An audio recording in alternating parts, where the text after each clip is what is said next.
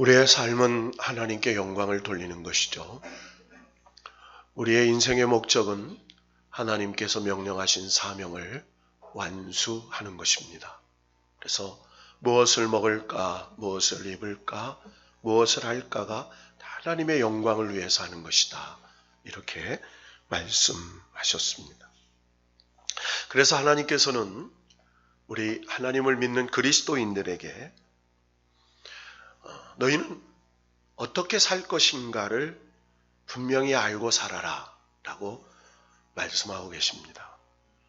현대 그리스도인들이 종말이 임박했다는 전제로 살면서 거짓의 아비 마귀에게 속지 않고 모든 삶의 현상을 정확히 꿰뚫어 보며 살아라 라고 말합니다. 그러니까 한마디로 마귀에게 속지 마라. 하나님의 뜻이 무엇인지를 분별하여, 그리고 하나님이 기뻐하시는 일이 무엇인지 분별하여 바르고 올바르게 살아라 라고 가르쳐 주시죠. 그래서 영적 신앙생활을 잘 알고 잘 믿고 잘 순종하는 것이 하나님의 뜻입니다. 자, 그런데 우리가 잘못 알고 있는 것이 참 많다라는 여러 가지 사례 중에 한 가지를 우리가 끄집어서 살펴보면, 우리가 몸무게를 빼야 한다라는 의미로 다이어트 합시다 이렇게 말해요.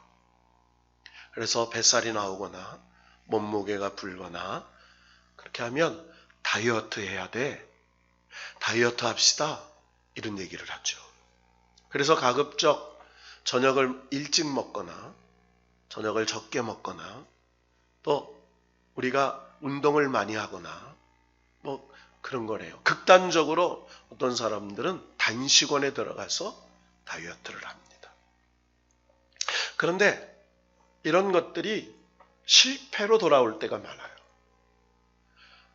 그런데 왜 실패하느냐 봤더니 다이어트라는 뜻을 잘못 알고 있다는 거예요. 여러분, 이 다이어트라는 뜻은 헬라어, 즉 그리스어의 디아이타라는 말에서 옵니다. 이 그리스어 디아이타라는 말은 바로 규정된 생활 방식, 건강한 삶을 위한 생활 방식이라는 뜻을 가졌어요. 따라해 봅시다. 규정된 생활 방식, 건강한 삶을 위한 생활 방식. 그러니까 규정된 생활 방식대로 살아야 된다는 거예요.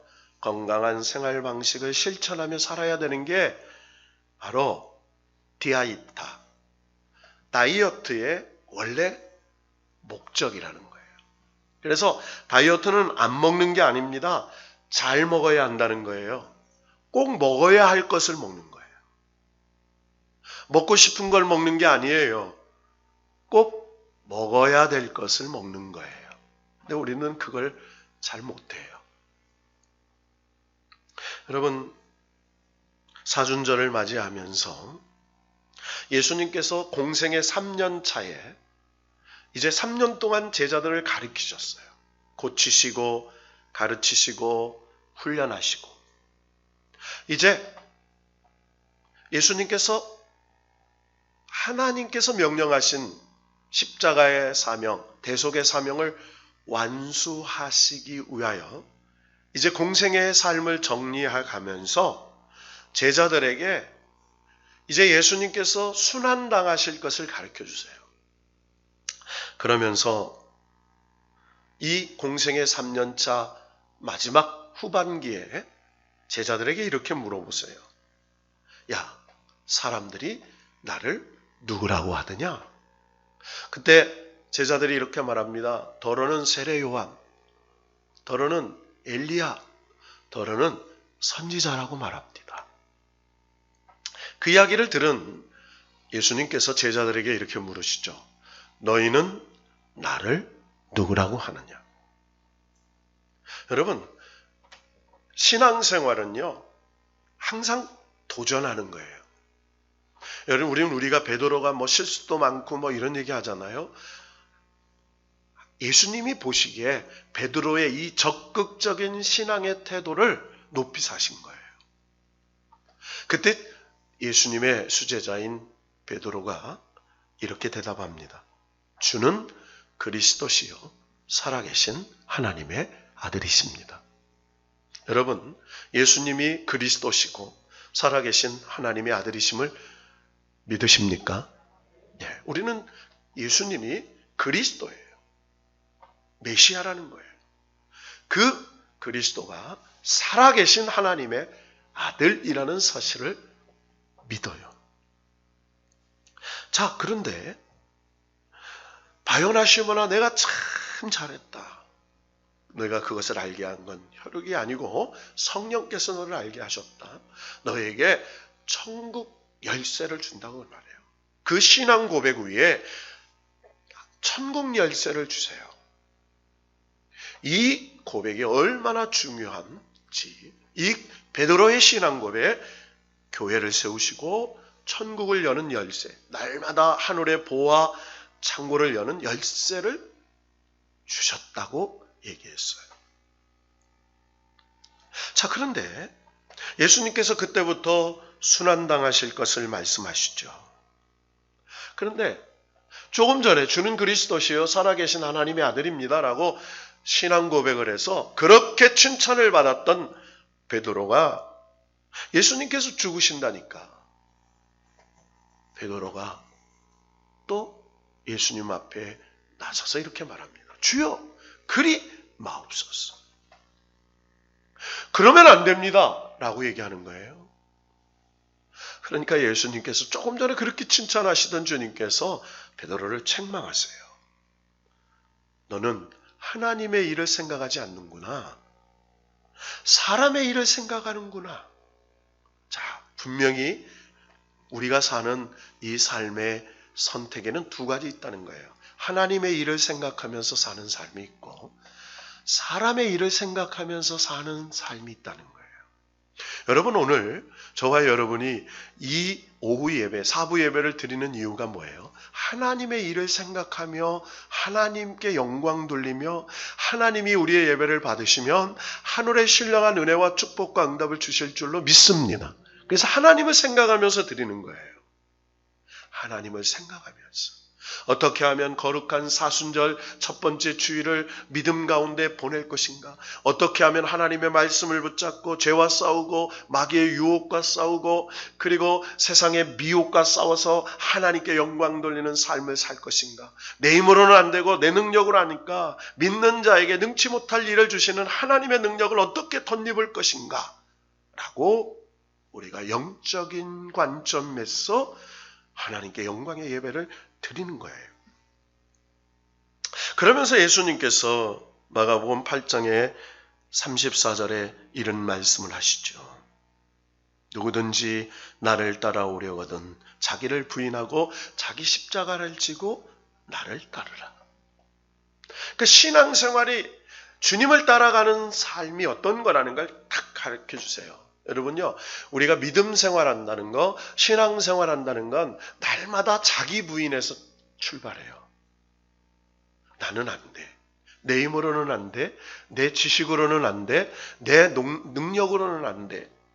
하나님의 나를 도와주셔야 돼. 하나님의 은혜가 임해야 돼. 하나님의 축복으로 살게 되는 거야. 그래서 자기를 부인하고 하나님을 인정하는 것이 신앙생활에 날마다 반복되는 출발이에요. 여러분, 저와 여러분을 육신적인 자기를 부인할 수 있기를 축원합니다. 날마다 여러분 나를 속이는 게 있잖아요. 내 안에 내 자아가 둘이에요. 육신의 자아와 성령의 자아가 있어요.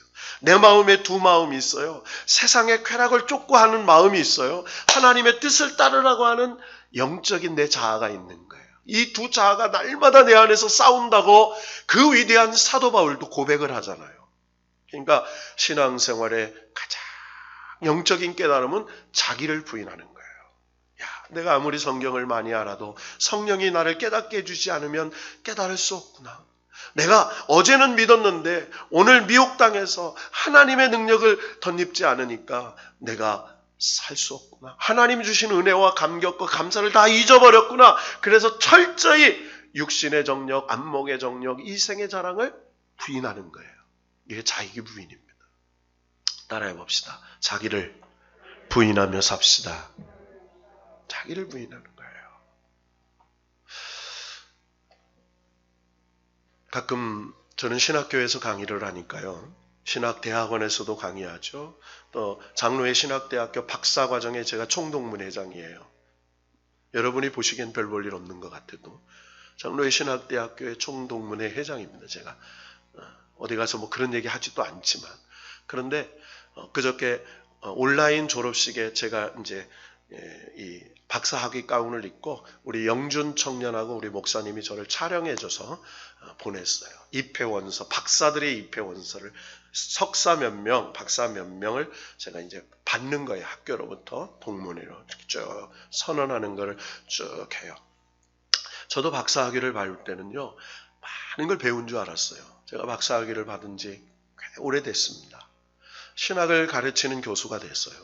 그런데 졸업하는 분들을 이렇게 보니까 내가 이 과정을 완수해서 박사가 됐다고 생각할 거예요. 저도 그랬거든요. 그런데요, 시간이 지나면 지날수록 모르는 게 더 많아요. 너무 몰라요. 제가 신학을요, 거의 30년 가까이 한 거예요. 30년은 아니지만 30년 거의 가까이 공부를 신학을 했는데 배우면 배울수록 너무 모르는 게 많다는 거예요. 그래서 제가 박사라는 의미를 깨달았어요. 박자는 좁을 박자를 써요.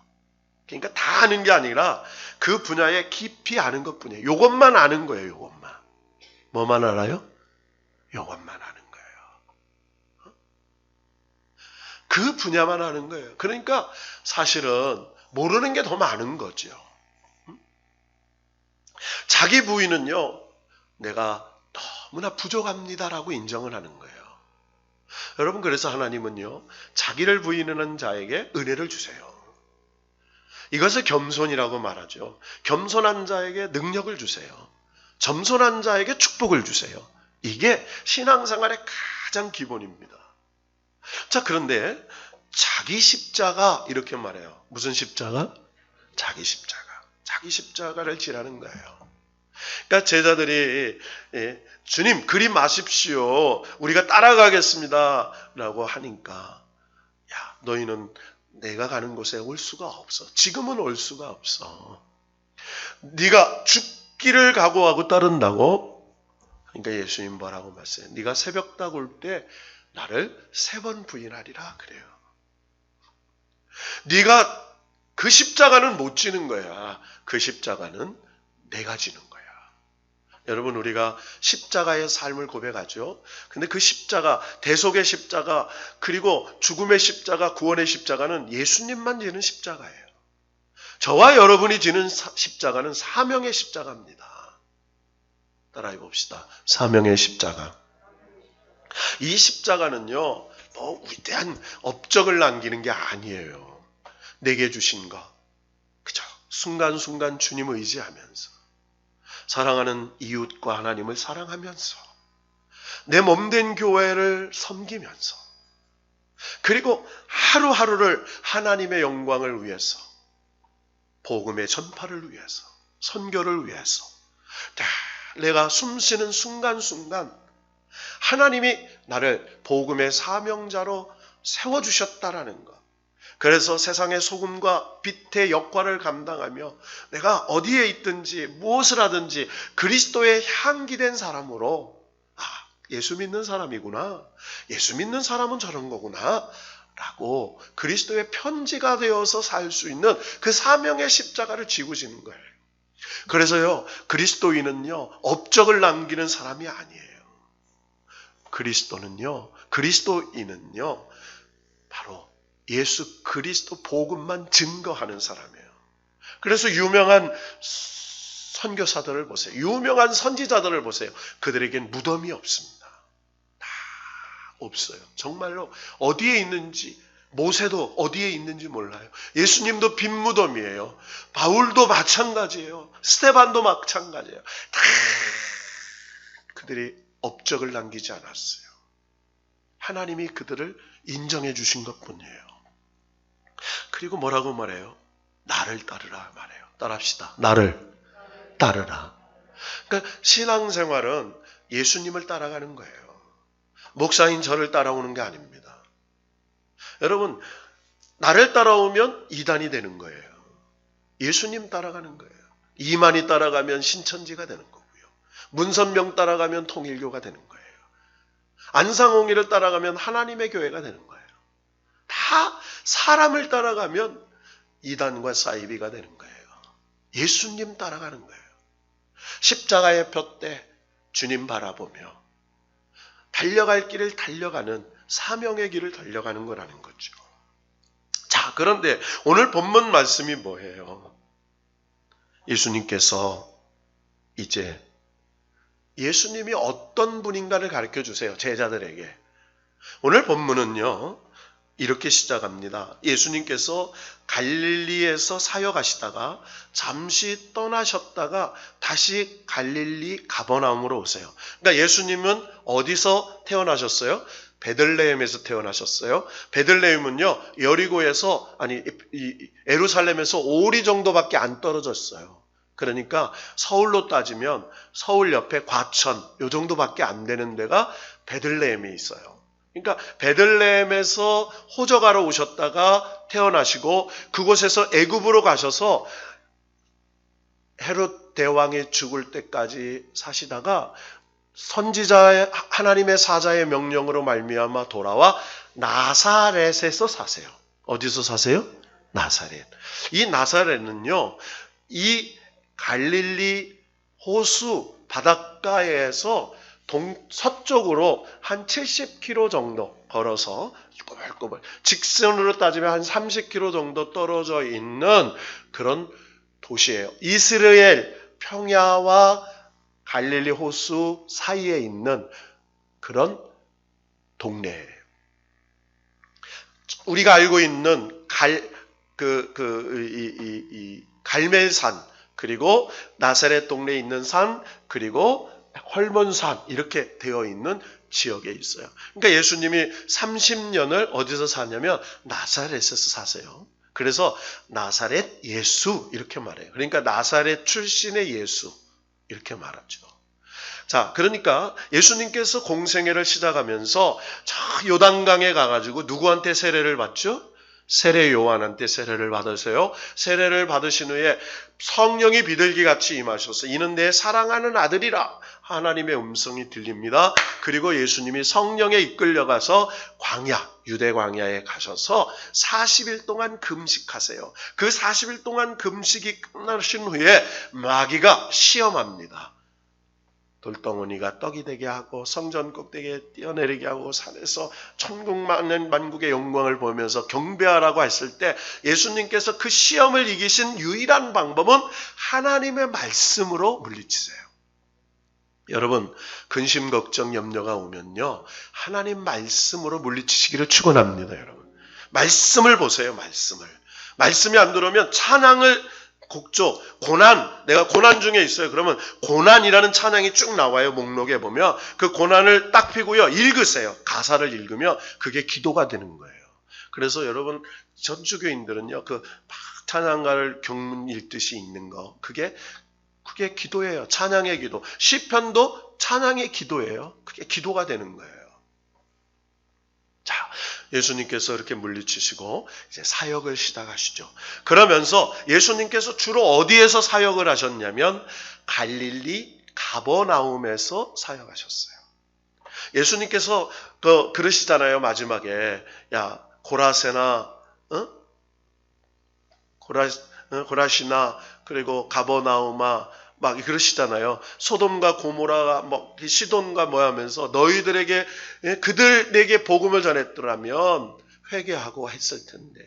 그러니까 가버나움과 고라신과 이 벳세다 지역에서 예수님이 제일 많이 사역하셨어요. 그 당시에 예루살렘 다음으로 가버나움이 유대 로마군이 주둔하는 주둔지였어요. 세관이 있었어요.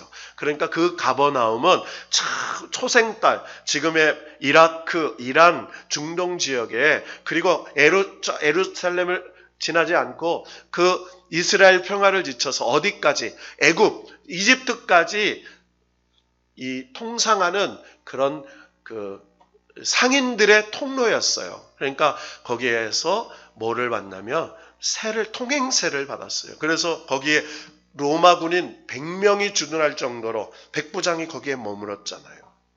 그러니까 예수님께서 가장 많이 사역하신 지역이 가버나움입니다. 이 가버나움에 베드로의 장모의 집이 있어요. 누가 있다고요?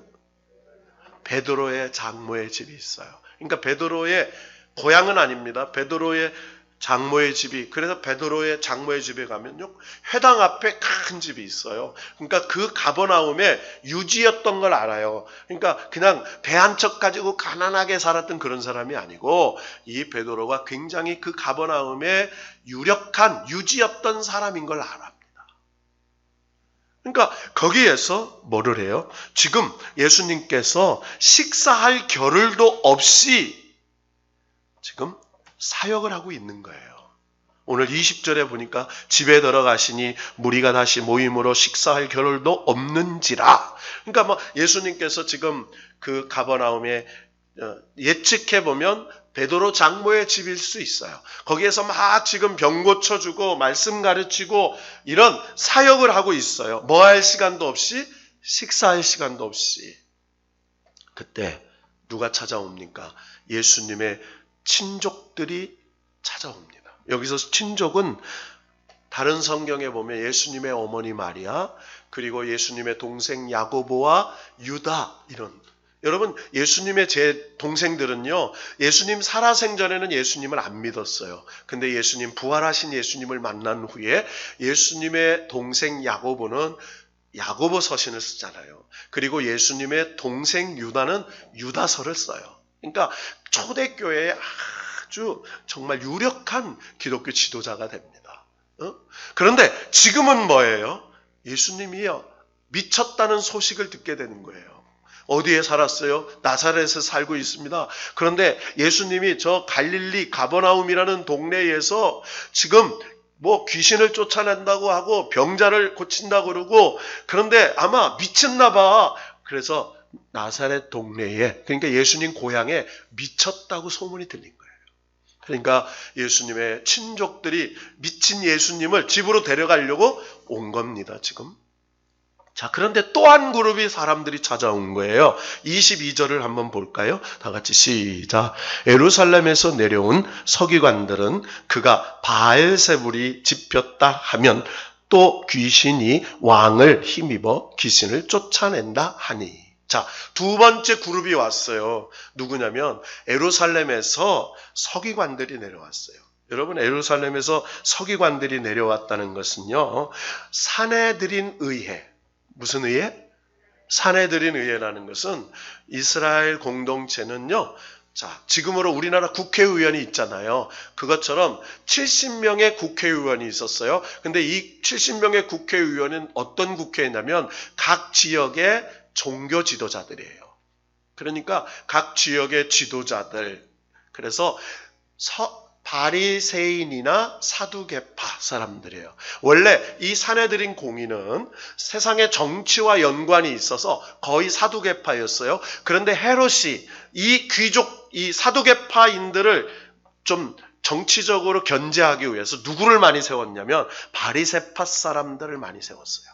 그래서 헤롯 시대에는 바리새파가 더 많았어요. 사두개인과 바리새파, 헤롯 땅이 막 견제하는 그런 파벌들이 일었을 때 그 밑에서 사무적인 행정을 보는 사람이 서기관이었어요. 회의를 기록하고 하나님 말씀을 연구하고. 그런데 예루살렘 이 사내들인 공의 대제사장 1명과 69명의 사내들인 의원들이 사내들인 공의회에서 명령이 떨어진 겁니다. 지금 갈릴리 지역에 가버나움에 귀신을 쫓는 사람이 나타났다는 거예요. 그래서 군중들을 현혹시키고 미혹시키니까 조사를 해봐라. 그래서 사내들인 공의회에서 서기관을 파송한 겁니다. 서기관들은 이렇게 나와요. 그러니까 여러 명의 서기관들을 파송했어요. 그리고 예수님을 만나러 가버나움에 온 겁니다. 자, 그러니까 보니까요, 지금 묵묵히 보는 거예요. 그런데 막 귀신을 쫓아냅니다. 막 오병이어 뭐 먹인다고 합니다. 납병이 막 나왔다고 그래요. 문둥병자가 고침받았다고 그래요. 안전뱅이가 일어났다고 그래요. 소경이 보게 되었다고, 벙어리가 말하게 되었다고, 귀머거리가 듣게 되었다고. 말도 안 되는, 무슨 안 되는? 말도 안 되는 일들을 했다고 막 증언하는 거예요. 서기관들이 이렇게 말하죠. 그가 바알세불을 지폈다 하며, 이렇게 말해요. 뭘? 바알세불이에요. 바알세불. 여러분, 바알세불은요 뭡니까? 우리가 너무나 잘 아는 아합 왕이 시돈과 어디요? 두로 지방에서 시돈 사람들이 믿던 우상이 바알세불이에요. 이 바알세불은요 파리의 신, 오물의 신, 똥신 이렇게 돼 있어요. 오물의 신이요. 그래서 더러운 오물의 신, 세부, 파리예요. 그래서 이 우상을 섬기는, 그러니까 귀신의 대장이죠. 바알세불은요 사탄의 왕이라고, 귀신의 왕이라고 믿었어요. 그러니까 귀신의 왕이 작은 귀신들을 물리치는 귀신의 장난이다 그랬습니다. 이 이야기를 들은 예수님, 지금 세 가지 예수님을 미쳤다 하는 사람들, 그러죠? 예수님이 어땠다고요? 미쳤다 하는 사람들이 나와요. 두 번째로는 예수님이 바알세불을 이용하여 귀신을 쫓아낸다. 이 말은 귀신의 앞잡이, 즉 종교의 사기꾼 이렇게 된 거예요. 미친 사람, 종교의 사기꾼, 이렇게 세상을 사람들이 평가하고 있는 거예요. 그러니까 예수님께서 딱 뭐라고 비유를 들고 계십니까? 야, 사탄이 어찌 사탄을 내어쫓을 수 있느냐? 사탄이 어찌 사탄을 내어쫓을 수 있느냐 하시면서 두 가지 비유를 드리죠. 나라와 가정. 자, 나라가 스스로 분쟁하면 그 나라가 설 수가 없다. 그러니까 나라에 있는 나라 사람들이 분쟁하면 그 나라는 망하는 거라는 거예요. 가정에 아내와 남편, 부모와 자식이 싸우면 망한다는 거예요. 그것처럼 귀신이 싸우면, 사단의 졸개들이 싸우면 사탄의 나라가 만당하는 걸 아니겠느냐. 그러면서 사탄이 어떻게 하는지를 얘기하는 거예요. 자, 27절을 읽고 말씀 정리합시다. 시작. 사람이 먼저 강한 자를 결박하지 않고는 그 강한 자의 집에 들어가 세간을 강탈하지 못하리니 결박한 후에야 그 집을 강탈하리라. 아멘. 자, 여기 집의 세간은 뭐냐면요, 그 사람으로 따지면 그 사람의 영혼을 말하는 거예요. 영혼. 누가?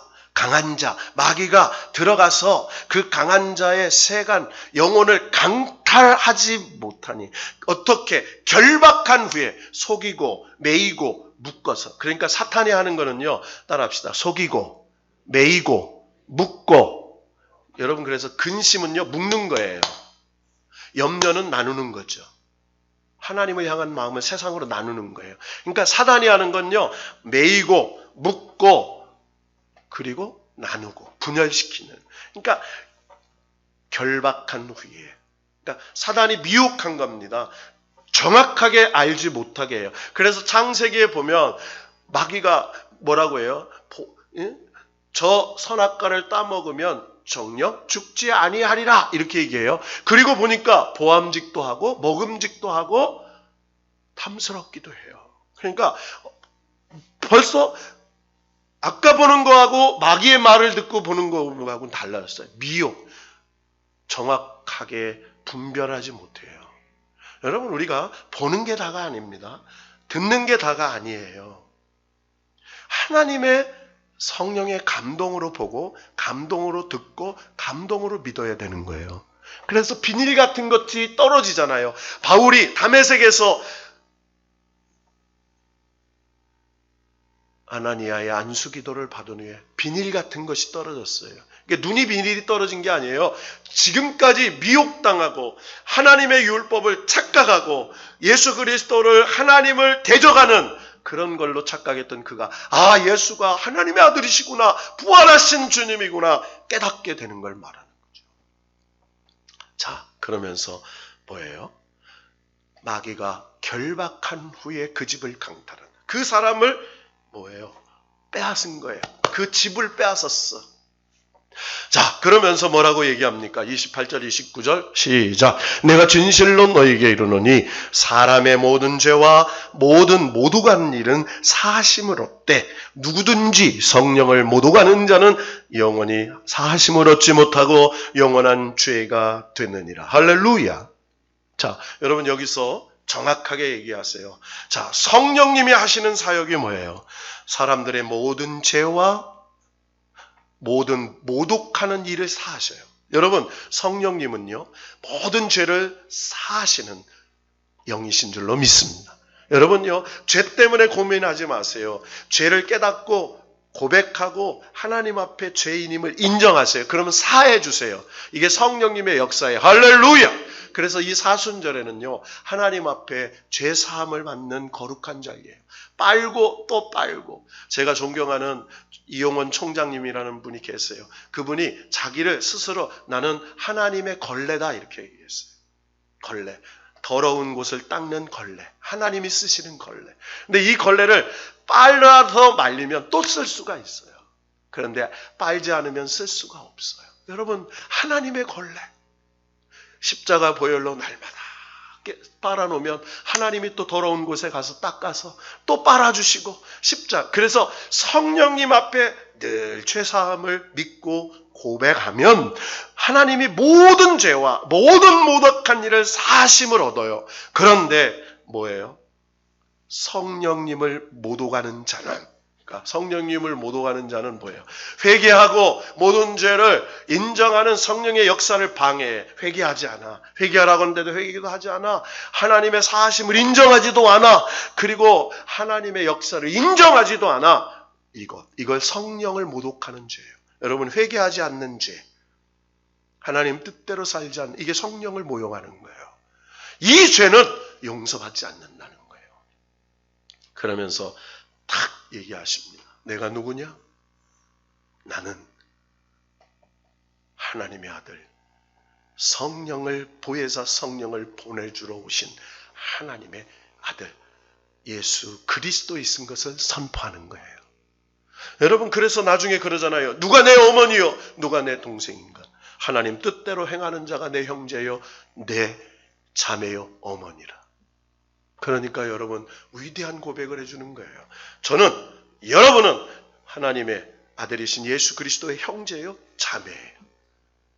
그래서 이 사순절에는 예수 그리스도가 어떤 분인지, 세상 사람들은 사기꾼이라고 말합니다. 미쳤다고 말합니다. 세상 사람들은 다 거짓이라고 말합니다. 세상 사람들이 말하는 그런 예수가 아니라 오직 길이요 진리요 생명이니 나로 말미암지 않고는 아버지께로 올 자가 없느니라. 그래서 예수 그리스도, 기독교는 배타적 종교예요. 무슨 종교예요? 모든 종교를 인정하지 않아요. 죄송하지만. 석가도, 마흐메도, 공자도 4대 성인이라고 세상 사람들은 말하지만 그들은 세상의 성인일 뿐이에요. 여러분, 예수 그리스도는 하나님의 아들이세요.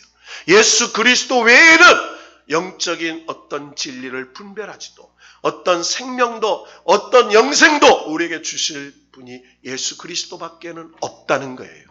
그래서 그 예수를 여러분 가슴에 품고 이 사순절 고난의 절기에 예수가 어떤 분인지 올바로 알고 예수 그리스도께서 보혜사 성령님을 통하여 우리를 격려하시고 인도하시고 이 사순절에 저와 여러분을 빨고 또 빨아주시고 거룩하게 하셔서 하나님께서 귀히 쓰시는 축복의 가정, 축복의 사람, 축복의 사업장 되게 하실 줄로 믿고 담대하게 믿음으로 죄와 싸우고 세상과 싸우고 마귀의 유혹과 싸워서 하나님 주시는 놀라운 신령한 축복을 받아 누리는 우리 모두가 되기를 주님의 이름으로 축원합니다. 축원합니다.